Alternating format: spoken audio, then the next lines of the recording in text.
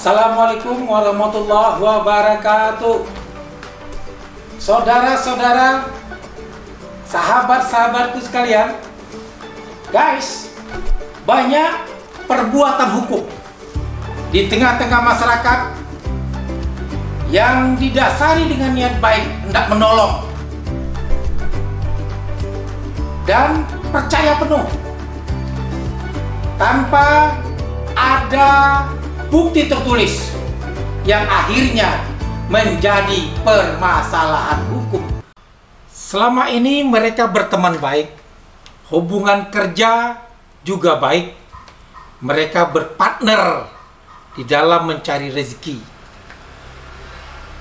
Namun ada permasalahan hanya dikarenakan mau menolong, percaya penuh, gentleman agreement, tidak ada pernyataan tertulis. Karena bukti penerimaan juga tertulis, disangkutkan itu menjadi utang atau pinjaman. Tidak ada itu. Pada saat satu orang teman sangat membutuhkan biaya untuk berobat, maka dia meminjam fee jatah dua orang temannya tadi, dan itu beberapa kali. Jadi karena untuk berobat, namanya teman, tak usahlah, percayalah, namanya kawan lagi susah, berikannya begitu. Oke, sepakat, gentleman agreement, dan jumlahnya cukup banyak. Pada saat dia kembali sembuh, kemudian bangkit lagi, ditagih. Bagaimana kawan? Dengan kesepakatan gentleman agreement kita dulu, kami sudah nolong Anda. Ya, tetap aku komit untuk membayar, katanya. Tapi sabarlah. Oke, kita kan teman. Pokoknya gua ganti. Umur tidak tahu, semua ketentuan Tuhan. Ternyata dia lebih dulu meninggal. Kagetlah dua temannya tadi. Bagaimana ini? Kita tidak ada kesepakatan tertulis, tidak ada bukti tertulis sedikit pun yang untuk disampaikan kepada ahli warisnya untuk dipertimbangkan atau diganti. Tapi karena tidak ada bukti tertulis antara mereka selama ini dengan almarhum, menjadi masalah. Disampaikan kepada ahli waris, bagaimana caranya? Mereka tidak punya bukti tertulis. Berarti kan mempermalukan diri mereka sendiri kepada ahli waris. Akhirnya didiamkan, disimpan aja begitu. Tapi kedua temennya jadi harusnya ikhlas dong kalau memang diamkan. Tapi juga jadi masalah karena dia susah mengikhlaskan. Itu jadi permasalahan. Ada pengacara atau advokat. Tadinya mereka mau menerapkan pembayaran fee-nya dalam bentuk ada lawyer fee, ada operational fee, ada success fee. Dan kalau bisa, setelah deal, dituangkan dalam bentuk tertulis. Tapi ada pertimbangan lain. Rasa nggak enak lah kepada beliau selaku klien, karena sudah teman lama. Kemudian biasanya beliau banyak pengertian gitu. Rasa nggak enak dan diharapkan pengertian dari klien untuk membayar fee advokat. Ternyata di kemudian hari jadi masalah. Beberapa tahun masih dimintakan pengertian, dan pada saat terjadi stuck, hubungan tidak harmonis antara si pengacara sama si klien tadi, si pengacara mundurkan diri atau dicabut kuasanya oleh klien, timbul masalah. Karena bagaimana menagih fee lawyernya, bagaimana menagih success fee-nya? Tidak ada kesepakatan tertulis berapa kewajiban klien untuk membayar lawyer fee, berapa kewajiban klien kalau terjadi sukses sehingga harus bayar success fee, berapa kewajiban klien, tidak ada tertulis. Dan ada beberapa item pekerjaan yang sudah dilakukan, tapi karena tidak ada kesepakatan tertulis, maka pada saat hubungan tidak harmonis, timbul masalah pada saat mau menagih. Bagaimana menagihnya? Tidak ada dasar hukum tertulis berapa harus ditagih, berapa yang harus dibayar oleh klien kepada dirinya dalam bentuk tertulis. Kewajiban klien itu berapa, berapa yang sudah dibayar, berapa yang kurang, itu kan harus tertera. Selama ini tidak ada. Jadi manajemen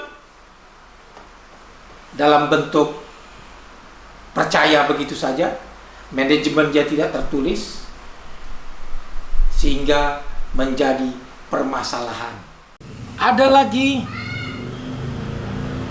broker yang harusnya bisa menagih kepada si penjual fee brokernya, fee marketingnya, yang merupakan kewajiban dari si penjual untuk membayar fee tersebut dari keberhasilan si broker tersebut kepada si broker.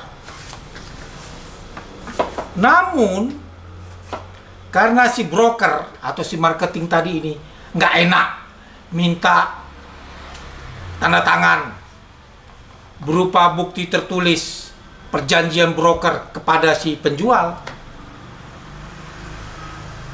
nggak enak ada bukti pernyataan tertulis minta tanda tangan kepada si penjual, nggak enak, udah percaya kepada si penjual, sudah semacam keluarga, nggak enak, ternyata jadi masalah di kemudian hari. Si broker sebenarnya telah berhasil dan harusnya mendapatkan fee dari keberhasilan itu, karena dia telah berhasil mempertemukan antara si penjual dengan si calon pembeli.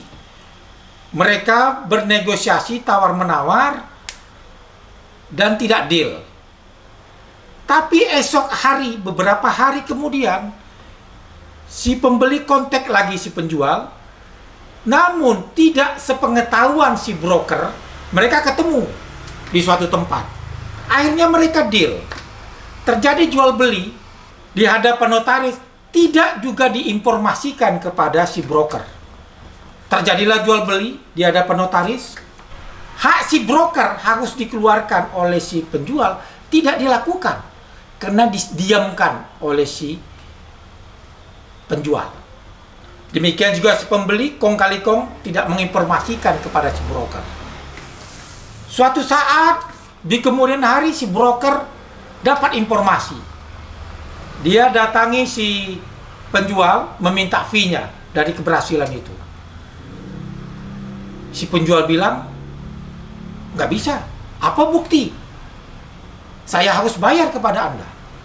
Mana bukti tertulisnya? Saya harus bayar kepada Anda. Saudara-saudara sekalian, ada lagi orang menitipkan rumahnya pada saat dia mau ke luar negeri menjalankan tugas negara. Dia pilihlah keluarganya yang dipercayanya untuk ditugaskan oleh beliau menjaga, merawat rumah itu. Dia titipkan rumah itu, jaga, rawatlah rumah itu. Kurang lebih sekitar 3 tahun atau 4 tahun, nanti aku kembali lagi.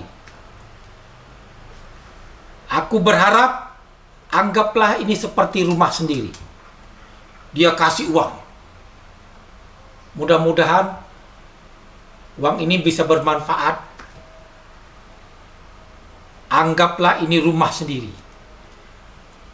Pada saat aku pulang nanti, tolonglah kondisinya baik sebagaimana aku tinggalkan. Tapi perintah itu tidak tertulis. Gentleman agreement. Nggak enak. Percaya karena dia keluarga. Itulah yang menjadi pertimbangan. Tidak dilakukannya perjanjian atau perintah tertulis yang menyatakan dia menitipkan, menugaskan, memerintahkan kepada orang yang dipercayanya, walaupun itu famili, untuk merawat, menjaga rumah selama sekian tahun. Dia kasih uang. Harusnya ada tertulis. Tapi karena tidak ada tertulis, ini jadi permasalahan di kemudian hari. Berangkat dari pengalaman cerita di atas. Karena tidak adanya bukti tertulis, baik itu perintah tertulis, maupun pernyataan tertulis, maupun perjanjian tertulis, yang menjelaskan apakah itu perintah, perintahnya apa. Harusnya ada tertulis. Kalau itu kewajiban, apa kewajiban dia? Berapa yang harus dibayarnya? Itu tidak ada tertulis. Banyak hal-hal lain seperti contoh di atas yang bentuknya bisa berbeda. Tapi karena tidak ada bukti-bukti tertulis, plus tidak ada juga saksi, hanya pribadi ke pribadi aja, gentleman agreement, kepercayaan, gak enak, pokoknya dasarnya ada etikat baik, percaya aja. Ternyata itu tidak bijak. Harusnya di pikiran kita sudah terbentuk bukti tertulis itu tidak mengurangi kepercayaan aku sama dia. Bukti tertulis tidak mengurangi hormat aku sama dia. Perintah tertulis itu tidak mengurangi kepercayaan aku sama dia. Ini sebagai bukti untuk mengikat antara aku dengan dia. Harusnya begitu di pikiran kita. Kalau sudah terbentuk demikian, maka bukti tertulisnya, perintah tertulis, kemudian perjanjian tertulis, apapun bentuknya, yang bisa sebagai bukti untuk membicarakan penyelesaian itu secara baik, karena ada bukti-bukti tertulisnya dengan didukung sama saksi. Saudara-saudara sekalian, kita mengantisipasi segala sesuatunya sedari dini dengan adanya bukti tertulis plus saksi. Mudah-mudahan ke depannya ini bisa diterapkan. Karena saudara-saudara, apabila kita menyelesaikan persoalan di tingkat mediasi tidak selesai, secara kekeluargaan damai nggak selesai, maka harus dibawa ke ranah hukum. Berbicara sengketa hukum, penyelesaian hukum, maka kita berbicara bukti, berbicara alat bukti. Kalau dia perdata, maka bukti tertulis itu ranking pertama, plus saksi dan sebagainya.